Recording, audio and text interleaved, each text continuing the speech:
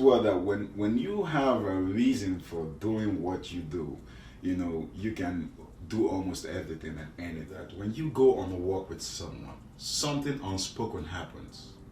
It's either you adjust to the person's pace or the person adjusts to your pace. The question is, whose pace are you adjusting to? We are living in a dominant culture that is designed to destroy our sense of self, and as such, we need more people who are going to help us to adjust to the right pace. And with that, I have Katie Aaron here. She is a professional when it comes to helping people adjust to the right pace. Guess what? She's a therapist. I figured that out. I said, oh, come on, you got to be on my podcast. Miss Katie Evans, thank you for being on my podcast. Good morning. Thanks for inviting me. Great. I saw your LinkedIn profile. I saw your LinkedIn timeline, and it's really amazing. And I saw your certifications in therapy and everything. Can you basically, simply just let our audience know what you do? I've been practicing in mental health for about 6 years now. I started out actually, back in Michigan, getting my bachelor's degree where I double majored in psychology and communication. And that's where I really laid the foundation for myself. And then I was able to go and get my master's in social work. And from then, I moved out to Maryland and got my credential to practice therapy. And since then have been a therapist, and now I'm a clinical supervisor. And as of next month, I will be a social work manager. So it's been a long but short at the same time career path for me. That's such a career path. Tell me, how long have you been practicing? Yeah, so about 6 years now. I started out as a mental health therapist working with adolescent boys at a residential treatment center. And then I went to work with adults and adults with co-occurring disorders. And what that essentially means is mental health and substance use concerns. And then I am now a clinical social worker, supervisor at the same residential treatment center. So I see clients for therapy. And I also supervise other therapists and residential staff in the field of mental health. And I also have a part-time job in which I see patients on an outpatient basis with a whole, different presenting problems. Wow, this is a lot. I heard this word that when you have a reason for doing what you do, you can do almost everything and anything. Tell me, Miss Katie Aaron, what really inspired you to go for all this? Growing up as a young person, I didn't know what a therapist was. I didn't know what a social worker did. And so when I look back at my career choices, I recognized that the things that I did want to go for, such as being a pastor or a teacher or being a doctor, they all had something in common.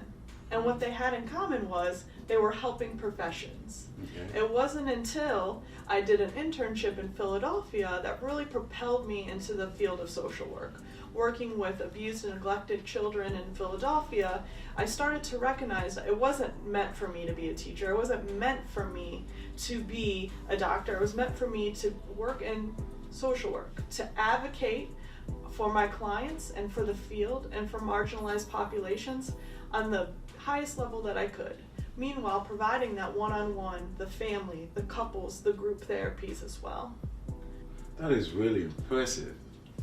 So tell me, all this you do they come with challenges?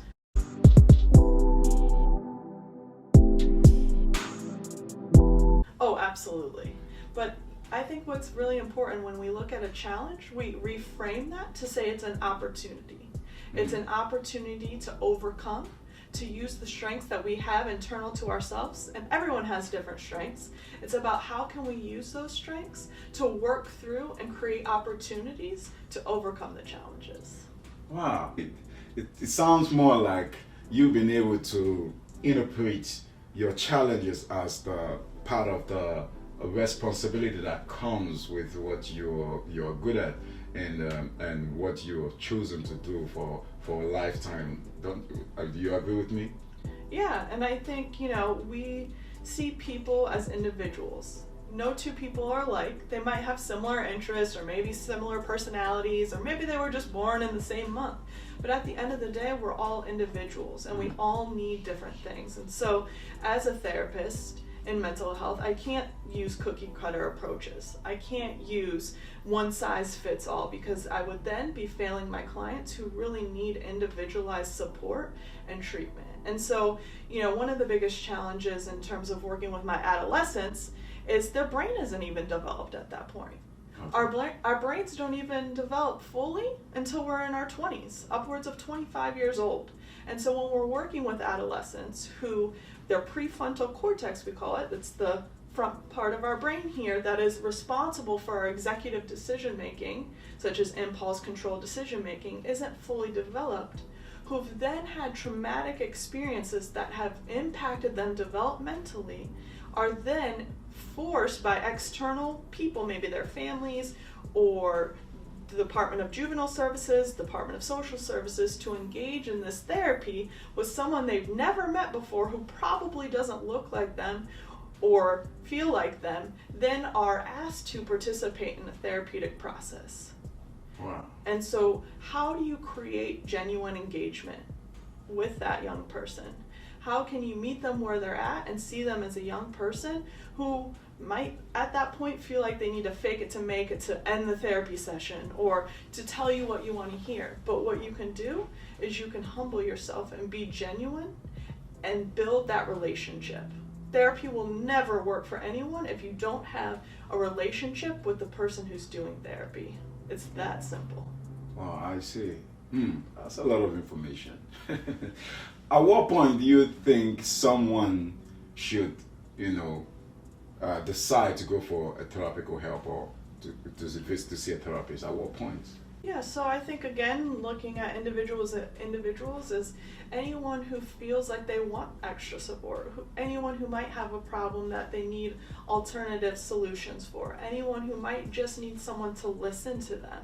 So I think it's different for everyone. I work with clients who might be experiencing anxiety, and what we know is that it's been a year full of anxiety.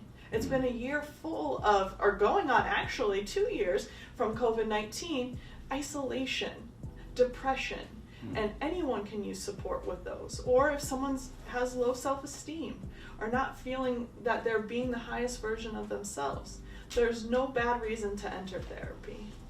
Wow. Interesting. So, have you ever had a client or had an experience with any client that was a little bit, violent? Well, one of the things I will say is that working with adolescents who, have emotional regulation concerns and or impulsive behaviors and things like that, they have a very low frustration tolerance. And with that, how they communicate their feelings, like you or I might say, hey, I'm feeling really upset because this person cut me off in traffic, doesn't necessarily mean those adolescents have that same ability to communicate verbally.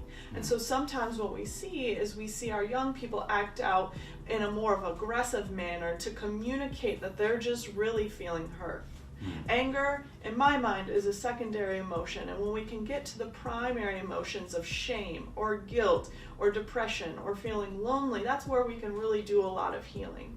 But, again, I've been involved in breaking up fights. I've been involved in restraining clients. I've had my office destroyed. I've had client attempt to stab me with a pencil. Luckily, was unsuccessful. But, at the end of the day, what's important is having those opportunities to repair the harm done, to process that, and to, really understand why that happened so that it can hopefully not happen as intense or as frequent as it has been. Puzzling. I once heard this, that if there is no enemy within, then the enemy outside can do us no harm. And from what she said, I'm starting to deduce why, we are having so much toxic energy around us when we go to places, when we just try to step out and we start seeing people who are trying to react to us negatively. Some people are burning inside, and some people don't even know how to manage it.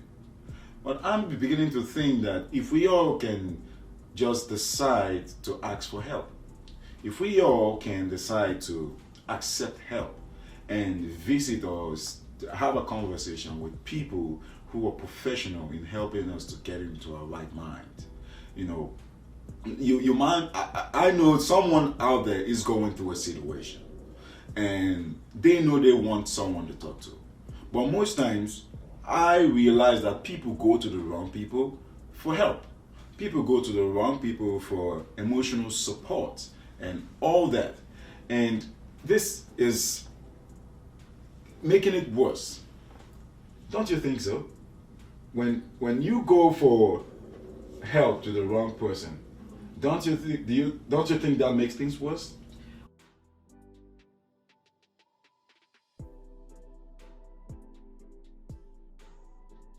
I know there are barriers to therapy. Maybe that's a cost barrier or transportation barrier or things like that. And I want people to have supports and supportive people in their lives. But not everybody can be a good listener. Not everybody is in a position in their own lives to really take on some of the pain that comes with sharing someone's story. And so, again, I don't want to say there's wrong or right people, and I would encourage people who really are struggling, who might have experienced trauma, to really seek out someone who is professionally trained in doing that. Wow. So, do you have anything to say to those out there? Someone out there who wants to be heard. Someone out there who is going through a situation they feel they need professional help. Do you have something to say to that person? Well, I want you to know that you're not alone, and that what you're going through is something that, you know, anybody in that situation might be feeling that way as well. And so you're not weak to ask for help. You're not less of a man or a woman or anything like that to seek out help. I would encourage you, you know, to take that anxiety or take that fear or that concern of reaching out and use that as motivation to reach out, because there are people who want to support you and hear your story and be empathic to your situation. And I hope that, you know, if you have questions or want to, you know, learn more, that you reach out to someone in your area. You know, a lot of providers take different insurance. There are clinics and agencies that provide free therapy service. There are agencies that help with transportation. And so just what you might think is a barrier might not actually be a barrier. There's now telehealth is becoming ever more popular with COVID-19. And so, you know, I want them to know they're not alone and it's okay. Life isn't meant to be done alone. It's meant to lean on other people and to get support. And that's what human beings at their biological core is, need a sense of belonging. Wonderful. To have a life you never have, you must do something you never did. Number one, if you have never seek for therapeutical help, maybe you want to try it. Number two, if you have never subscribed to Alex Mason podcast, you can do that now. Tell me, Miss Katie Evans, can you relate some of those beautiful experiences you've had, you know, in your career as therapy?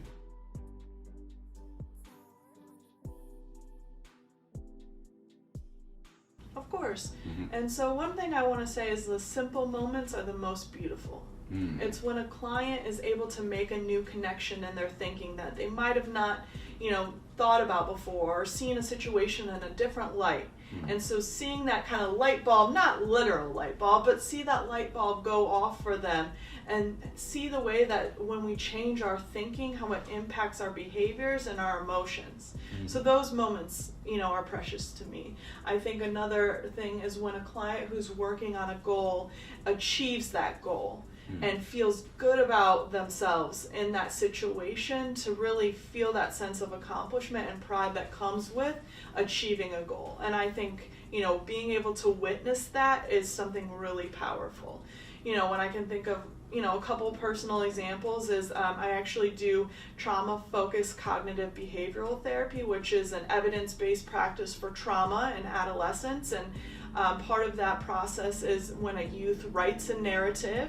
It's called a trauma narrative, and they read it aloud, and seeing them in that process start to heal from some of those hardships, from some of those abuses, and be able to claim that and say it out loud and recognize, you know, that they're not a victim, but they're a survivor of what whatever happened to them. That's really special. And one more thing I'll share is working with adolescents. Sometimes, the simplest ideas you have, you might think, this will never work, and then something works. I was working with a youth who really struggled with aggressive behaviors. He was often, assaulting others, or whether that be the staff or other youth, breaking property. And one thing I did was I printed out calendars of his treatment, and I used different color markers. Yellow for this kind of incident, green for this kind of incident, and I printed them out and I put them on a table, and I helped him look at these calendars to really get that visual of what happened. And from that moment on, his incidents decreased. He had more good days than bad days. And something so simple that no textbook, no graduate degree will teach you is that you have to be creative, you have to be individualized, and just seeing that youth benefit from just calendars, that was really inspiring. I'm inspired right now. Part of the reason why I do podcasts is I get to meet people who are doing this thing. People who are nailing it, people who are just busy every day of their life out in it. Someone said something that Harris Mann actually said that we must all be ashamed to exit or check out of this world if we've never had it something to humanity, if we never added a value to humankind. And I am so glad when I see people doing things that inspire them a lot, people doing things that is just making a record, changing something every day, impacting and just adding to people's life. I'm so glad when I see things like that. And I want to say thank you so much, Katie Ewan, for not just doing your job, but also making people think better. Thinking better is good. I read a book, Think and Grow Rich. So I know with thinking, you can do a lot. You can be healthy. You can be rich. You can just have a good life with a better thinking. Katie Ewan here is a professional when it comes to thinking. Thank you so much, Katie Ewan, for being in my podcast. Is there anything you would like to share with my audience? I think a couple things. I would encourage people who actually might want to pursue being a therapist as well. It is something that seems kind of daunting with the education and the trainings and the internships and things like that. But I think it's much more than a job. It's a calling. And I think that, I would encourage people to look into what it takes to be a therapist, to think about, is this something that your nature, who you are as a person, as well as what you can do in trainings and things like that, is that something that fits for your life? Because there is a high demand for therapists. There are a lot of clients on wait lists. There are a lot of clients seeking help. And so, again, not to discourage those who want to seek help, but also to encourage as well those who might think about this as a career. It's very rewarding, challenging, of course, but it is very rewarding. Oh, thank you so much. That's just a perfect ending ever. Thank you so much, Katie Ewan, for being on Alex Mason Podcast. And for you out there, are you into business, or you have something that you think needs to be heard? Someone out there needs to hear what you're doing, or you think you have some information you want to spread? This is the right place to do it. Alex Mason Podcast, that's what I do. I help you get on here and share your idea, and the world will see it. Thank you very much for listening and tuning in to Alex Mason Podcast.